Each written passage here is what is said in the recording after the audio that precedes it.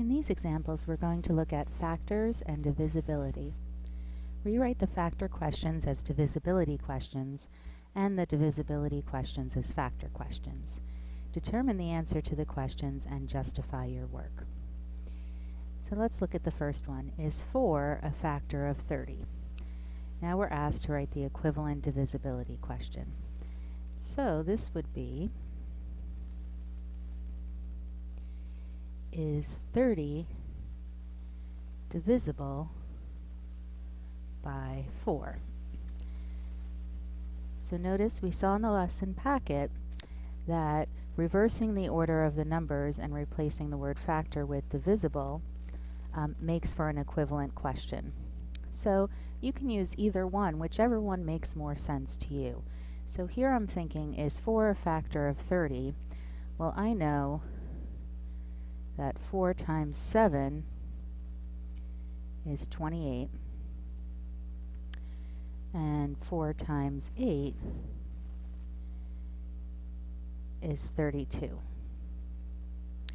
Since 30 is between these two numbers, and there's no whole number between 7 and 8, I know that 4 is not a factor of 30.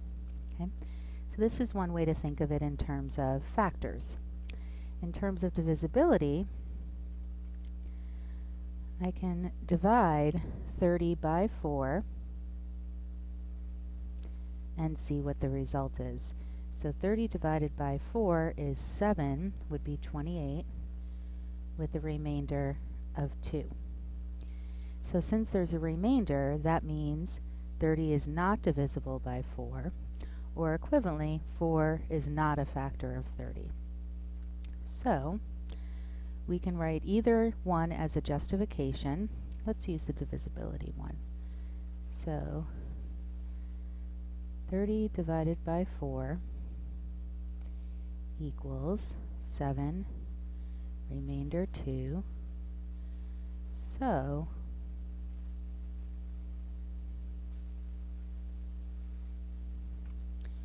four is not a factor of 30. Okay. And notice I chose to use the original question when I wrote my answer. Is 4 a factor of 30? 4 is not a factor of 30. Let's look at the next one. Is 30 divisible by 6? Now the equivalent factor question would be, reversing the order, is 6 a factor of 30? Okay. Well, we can use either one of these to explore this question. When I think, is 6 a factor of 30, that's saying, is there a number a whole number, I multiply by 6 to get 30. And I actually know this whole number, it exists, and it is 5. So 6 times 5 equals 30. So that means 6 is a factor of 30. In terms of divisibility, we can look at it as 30 divided by 6 equals 5 exactly, and there's no remainder, and when there's no remainder we don't write remainder 0, it's implied. So that means it's both divisible by 6 and 6 is a factor of 30. So our answer will be since 30 divided by 6 is 5, 30 is divisible by 6. Let's look at the next questions. Is 7 a factor of 21? So let's write the equivalent divisibility question. That would be, is 21 divisible by 7? So in factor language, I could say, is there a number that a whole number I multiply by 7 to get 21? And the answer is yes, that number is 3. Or, in terms of divisibility, if I divide 21 by 7, I get 3 with 0 remainder, and I see that this is true. So my answer will be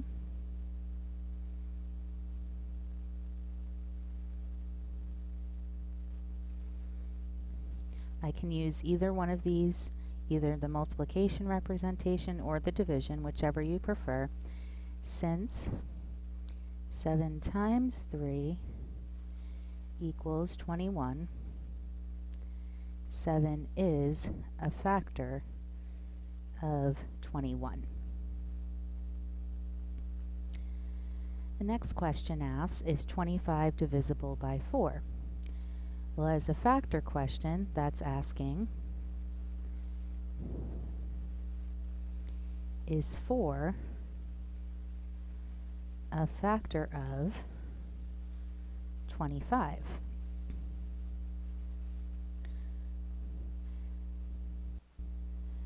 So you can either check, well, is there a whole number I multiply by 4 to get 25?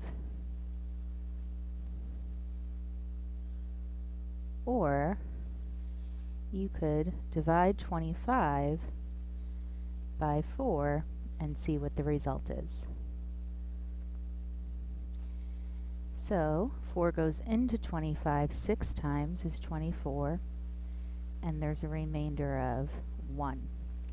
So since there's a remainder, that means 25 is not divisible by 4, and 4 is not a factor of 25.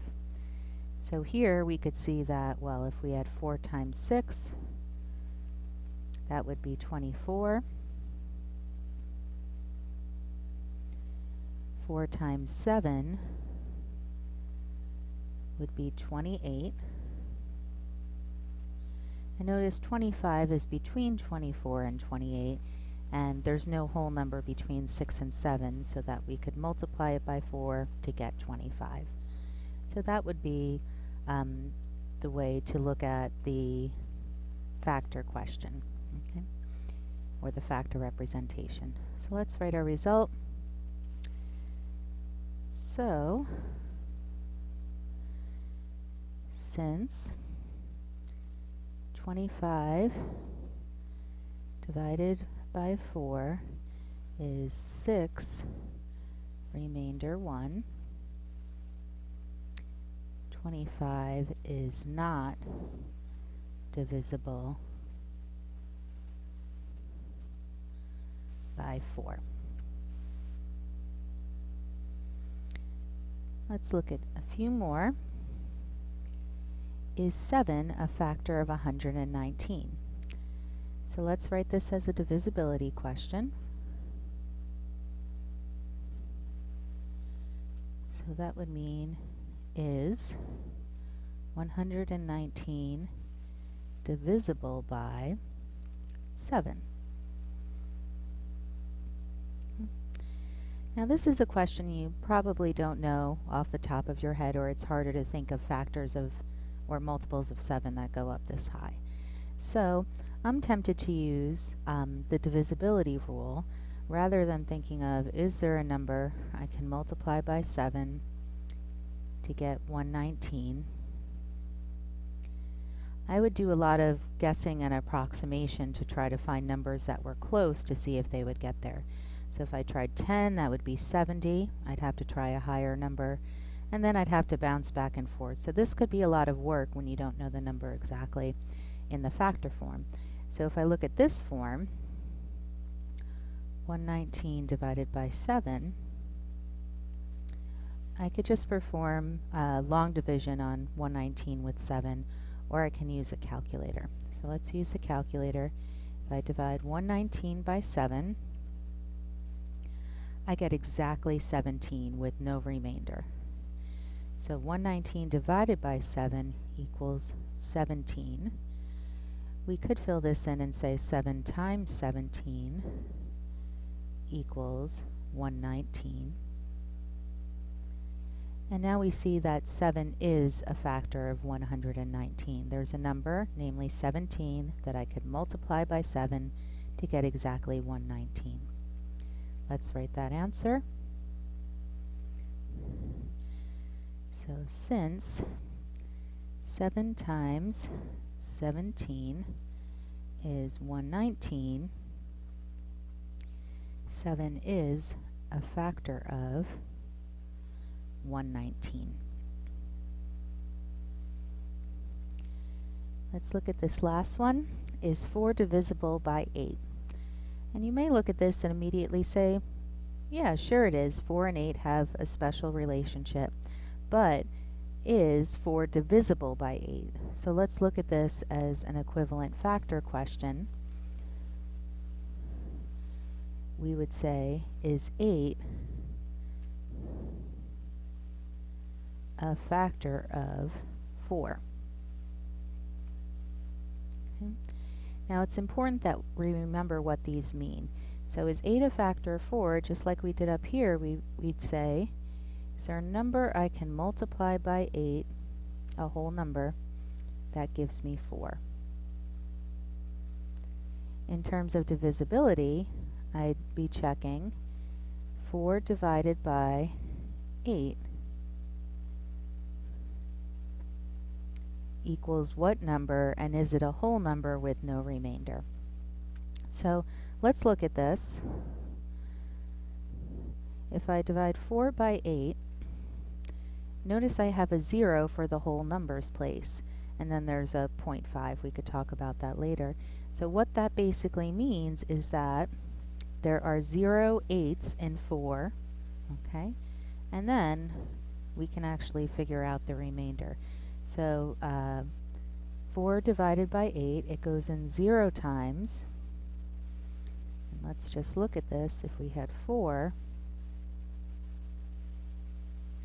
and we're looking for 8, we don't have 8, so there's 0 eighths, and there's still 4 left over. So 0, remainder 4. Okay. Here with the factor expression, you could say 8 times 0 equals 8. Oh, no it doesn't, sorry. Getting ahead of myself. 8 times 0 equals 0. And 8 times 1 equals 8. And since 4 is between 0 and 8, and there's no whole numbers between 0 and 1, that means that it's not a factor. Okay. Now notice the reverse statement is true. 8 is divisible by 4.